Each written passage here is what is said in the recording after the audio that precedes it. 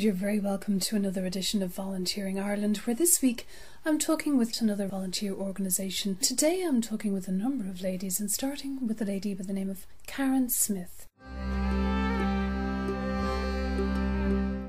You're very welcome to the programme today. So like any mother, you probably would do anything for your children, and anything and everything that you can do is with your children in mind.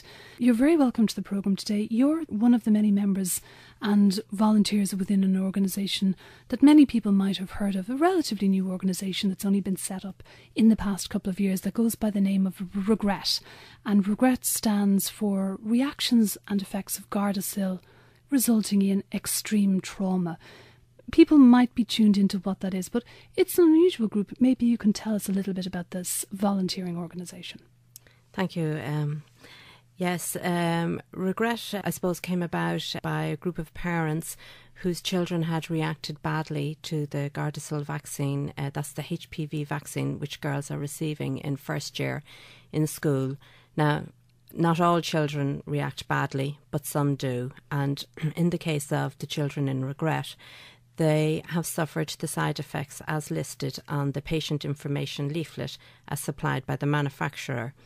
I think it's very important that all parents considering this vaccine now look at that patient information leaflet and make a fully informed decision prior to signing consent. You mentioned there's kind of a slight distinction there.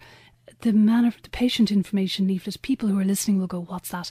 It's when you buy anything like a package of Dispirin or a cough bottle, there's always this leaflet written in tiny, unattractive writing, very small letters, that you usually don't read and throw away, but there's a legal requirement for them to provide it. There is, yes, and it also says at the very top of that leaflet that this leaflet must be read in its entirety prior to signing consent. Now, unfortunately, in the school pack, that is not included, and instead there's a nice glossy brochure which says, the current edition says, there are no long-term side effects. Now, I suppose from us parents, we would dispute that, in that our children have suffered long-term side effects since receiving this vaccine. My own daughter received the vaccine in 2010. She is now 19, rolling on 20, and she has lost all her teenage years. She has lost her education. She was a top honours student. Her friends have all gone to college, and she's left at home.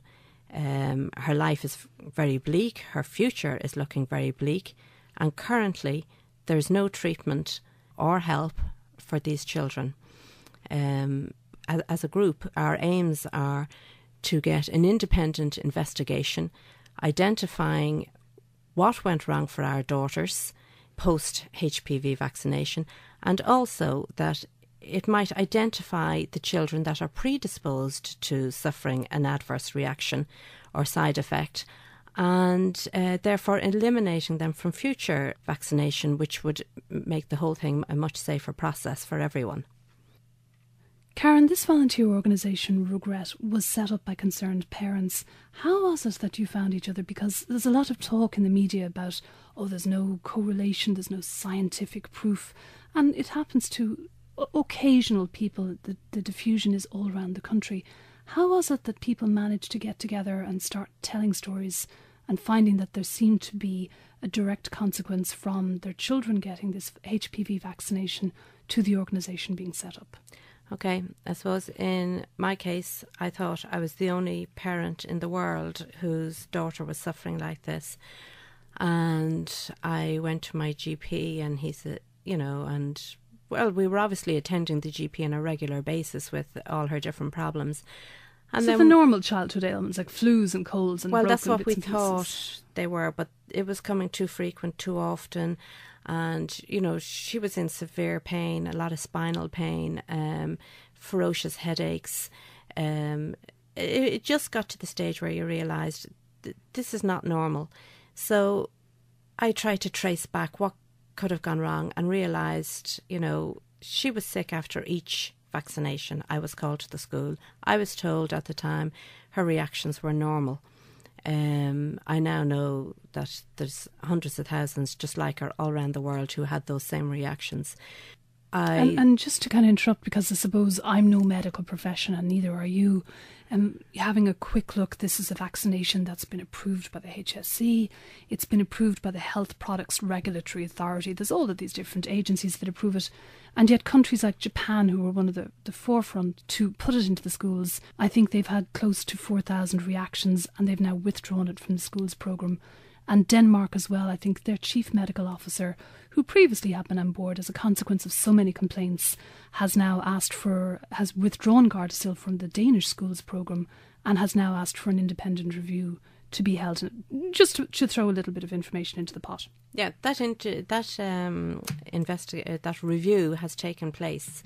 And at the end of that review, that was with the European Medicine Agency, they said, they couldn't find any scientific link. There has been a complaint made to the European Ombudsman by the very notable Northern Cochrane collaboration, and that currently is before the EU Ombudsman. So we will wait the result of that. And now I suppose neither of us are medical professionals and we kind of don't want to go down the road of he says, she says, but it's an interesting fact to throw it out there in terms of countries that we would respect, I suppose, in terms of the protocol and their standards. This organisation, REGRET.IE, this was founded by people coming together. How did you find each other and how traumatic was that? Well, as I say, I thought I was the only parent and I put up my daughter's story on the internet, and that afternoon I got a phone call from a girl who lives on the north side of Dublin, and later that day I got a call from somebody in Kells. So a few months later we formed a group. There was at that stage 12 families that we knew of in May 2015. Today in 2017 we have well over 450 members. So you've gone from 2 years from 12 people to 450. Yeah. And we would be well aware of many others out there. Groups are not for everybody, but we do have contacts looking for information. And there are other groups also setting up now in Ireland. There's also Informed Parents, and there's a Gardasil Awareness Group. So, it's not just regret. Other people have the same problems, and all the children have the same symptoms. And it's a cluster of symptoms, Tell me about the girls that you have in your group, the 450, the families. What type of characteristic illnesses or symptoms are coming out? Headaches would be very prevalent, very severe headaches, and some children also suffer seizures. Dizziness would be a very common problem. That would be dizziness upon standing, and that's very debilitating. That's an ongoing situation for the girls. It's not just dizzy now and again. It's, every time they go to stand up. Let me ask you, because again I've no medical background, is that POTS? Is something I was reading about, postural orthostatic tachycardia syndrome, where your heart increases under small effort like sitting or standing. Yeah, it's a very, very debilitating condition, and my daughter has a diagnosis of POTS. That would be quite common. Another common problem for a lot of the girls too is confusion, short-term memory loss, difficulty concentrating in school. Schoolwork starts to become quite difficult for them, and homework and memorisation. Some of the other problems they would have would be menstrual difficulties. For some of the girls, menstruation stops. There's different issues around that. Also, there's some girls suffer from anxiety, depression, panic attacks.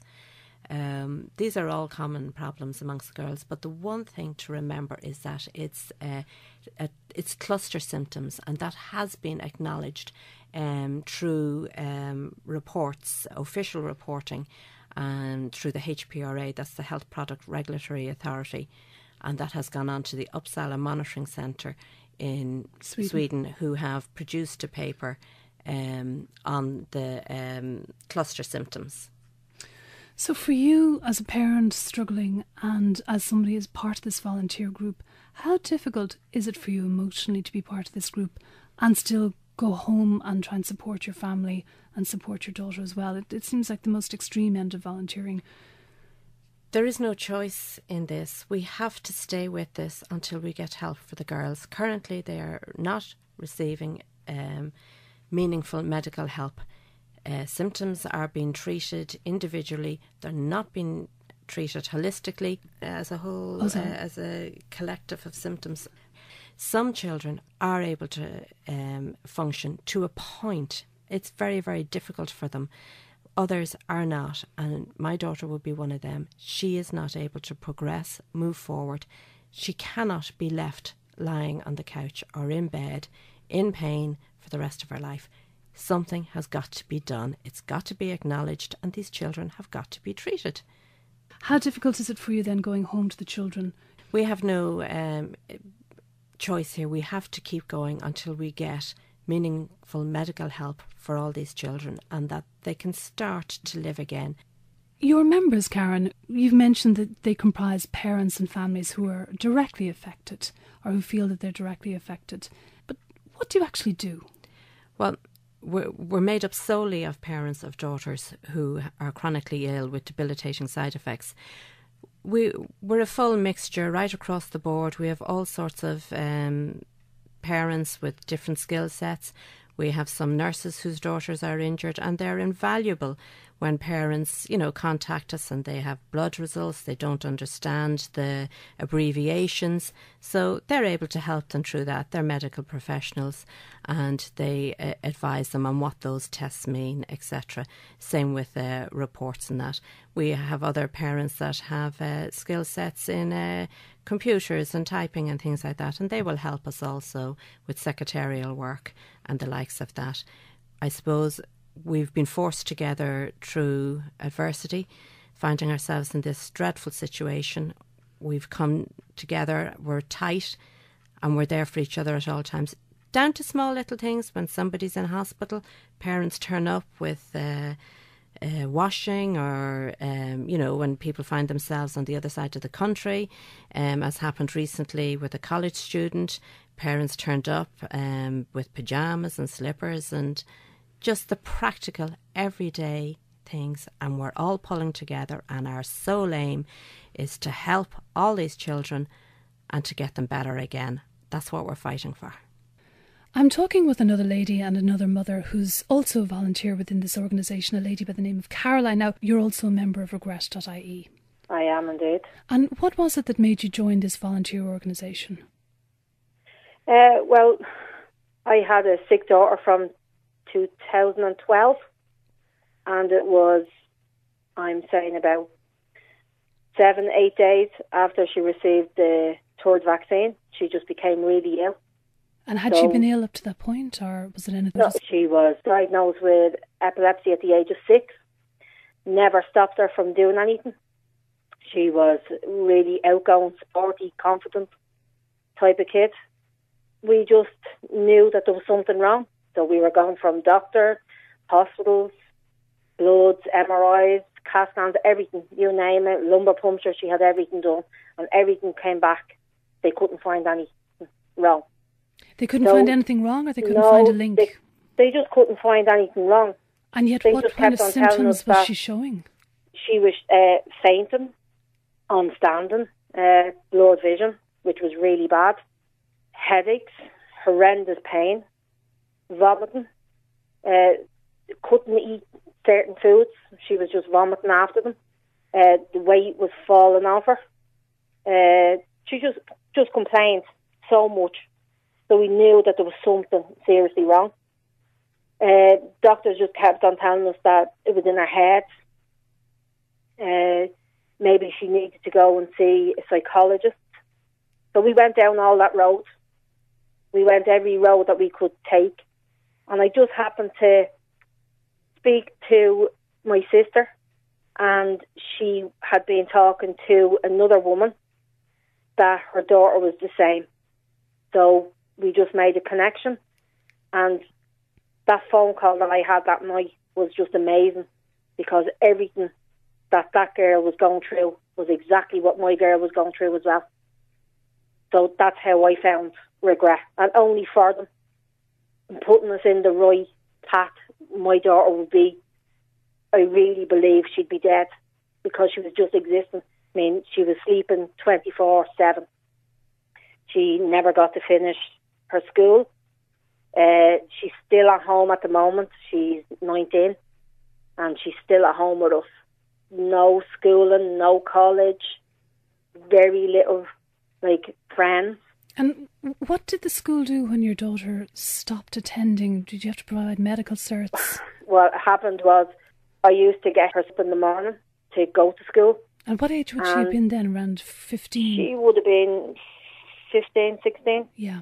I would have got her up and got her into school, and she'd clock in, because I didn't want to get into trouble. Yeah. So we used to clock her in, and by 9:30, 9:45, I would get a phone call to say that she wasn't well, could I come down and pick her up? Because, of course, a child that ill has to be taken home from school by the parents.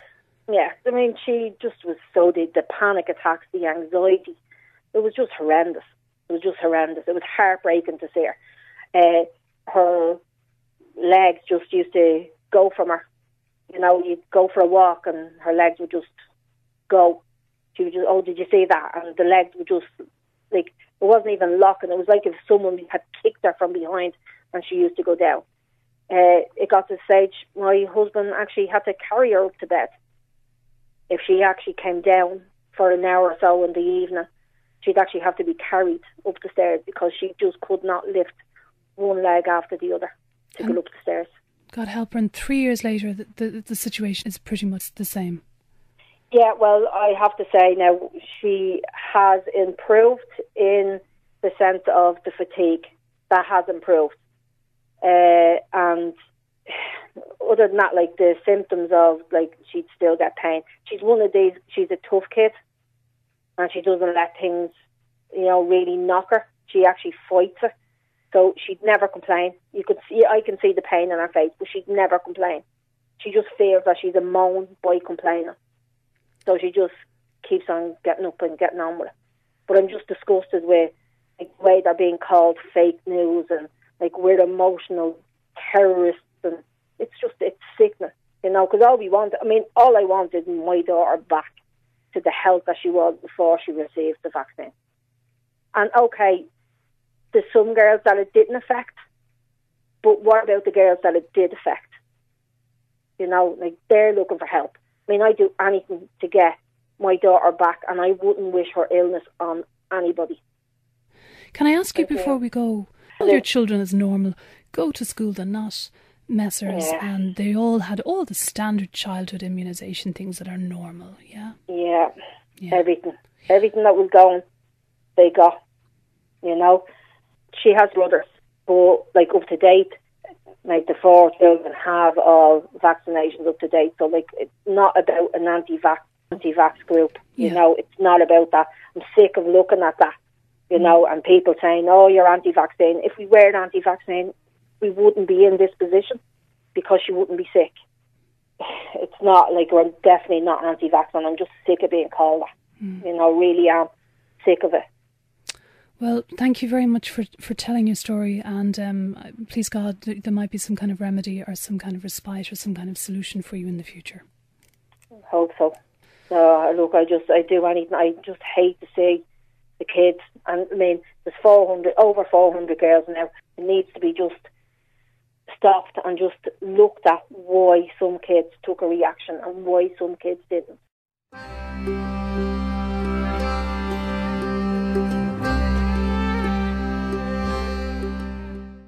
I'm talking now with another lady who's also a volunteer member of this group and organisation, a lady by the name of Monica. Monica, you're very welcome for the programme, and I appreciate you're in work and are on your lunch break and have ducked out to talk with us, and thank you very much for doing that. Monica, you're also a volunteer member of this organisation. How long have you been a member for? Since May 2015. So 2 years coming up now, 2.5 years. And what was it that inspired you to join this volunteer group? Well, I first heard someone from Regret speaking on a radio show in May 2015, and until that I had made no connection with the vaccine, unfortunately. I personally felt so totally alone until I heard Regret and other mothers speaking about their daughters with symptoms exactly like mine. So from the very first contact with Regret, the outpouring of support was unbelievable. Emotional support and practical support from the parents. I mean, we were all just parents trying to find answers to what happened to our daughters. So basically we would share our stories, give advice, give remedies for things that we thought helped our girls. Have a bit of a rant if it was what we felt like doing, and it was just the support that we were getting from each other. So that's what inspired me. Now, mainly I give support by admin support or taking calls from people who are upset and just need to talk to us. And how difficult is that for you as a mother who has been affected who thinks they've been affected by this vaccine? And how difficult is it for you to fit this type of volunteering into an already chaotic situation? Well, it's extreme. I mean, there's late nights, there's early mornings. I still have to go to work. I still have to look after my injured daughter and my other family, cook dinners and everything. So it's very difficult to fit in time. But if you saw our girls, you would do anything, go to the ends of the earth to help them the position that they are in. So, as I said, just us parents coming together to give each other support. And do you mind me asking, you had mentioned your daughter Aoife. Was she badly affected, or what was it in her that triggered this volunteering from you? Well, Aoife got 3 doses of the HPV vaccine back in 2010 and 2011. And since then, she's now 19 years of age. Her life has been destroyed. Aoife spends her days in a darkened room alone. She eats alone. She can't bear to open the blinds because she's light sensitive, and she has chronic daily migraines every single day. So basically we have been to one consultant after the other, trundling around the country trying to get help for Aoife, and nobody seems to be able to help her. And is it something that you noticed immediately after she had this vaccination that this started to be a problem, or is it something that came slowly? Aoife got 3 doses, and after the first dose, I mean, I didn't notice anything that day, but generally our health began to deteriorate. Headache, stomach problem. But after the 3rd dose, and Aoife was one of the few children that received 3 doses of the vaccination. They now only give 2 doses. She got a chronic migraine that day, 2011, and that has never left her. Every day she has what they call a new NDPH, a new daily persistent headache. And there is no cure for it. It's just trial and error with medication, with nerve block injections. And 3 weeks ago, Aoife had 31 injections into her forehead, temples, neck and shoulders to try and alleviate, not cure, to alleviate some of the pain. Did you say 31 injections? 31 injections, Botox injections, which we have to pay for privately because Botox can actually help people with severe headaches. She had that in August, and she has another bout again now in October. And as I said, it hasn't cured it yet. It's only perhaps will reduce the level of pain that she has. And that will be ongoing.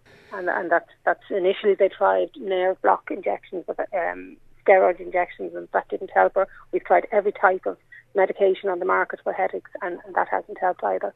God help her. And you've been going to consultants and to doctors and to GPs. I mean, the headaches is one part of her injuries. She also has had major surgery on her stomach because she developed a terrible problem in her stomach, which led to reflux. She never had reflux as a baby, and she ended up having a fundoplication operation, which is usually only done on older women in their 60s who are possibly very overweight, because the surgeon had never seen a young girl of her age having that operation. So she's now restricted to the type of food she can eat. So on top of all of that, there's light sensitivity, noise sensitivity, pain in your joints. It's just one thing after another. God help her. I'm very, very sorry for your circumstances. And yet, despite looking after your daughter, holding down a day job to keep things going, and, being part of the caring and nurturing for the rest of your family, you still find the time to volunteer with Regret. But that is what we are, is volunteers. And I mean, people giving up the time to help each other. It's basically the basis of any good community, and that's why volunteering is so important. Well, Monica, God help you. Please God, your daughter will have some kind of respite, and that there might be some kind of success from that latest set of 31 injections she had to take, and that you might get some of the support that you've been looking for. Thank you very much for talking about this on the show. Thank you for ringing me. Thank you. Not at all. Thank you.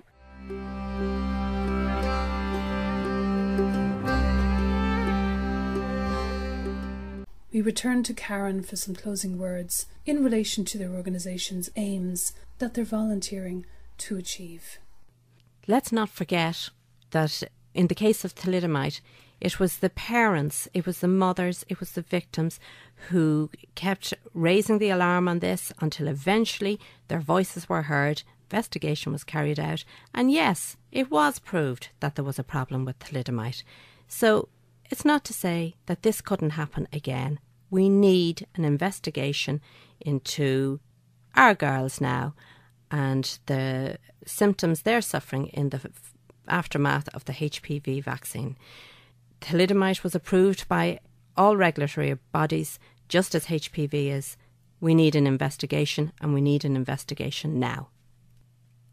And we need to remember it's very important that women maintain their normal smear screening, that not all cancers are caused by HPV, and you must get your cervical screening done regularly at your local GPs, where any abnormalities will be detected at a very early stage before they become cancerous. The vaccine only protects against 2 strains that may or may not go on to cause cervical cancer. And I believe those screenings are now free to every woman.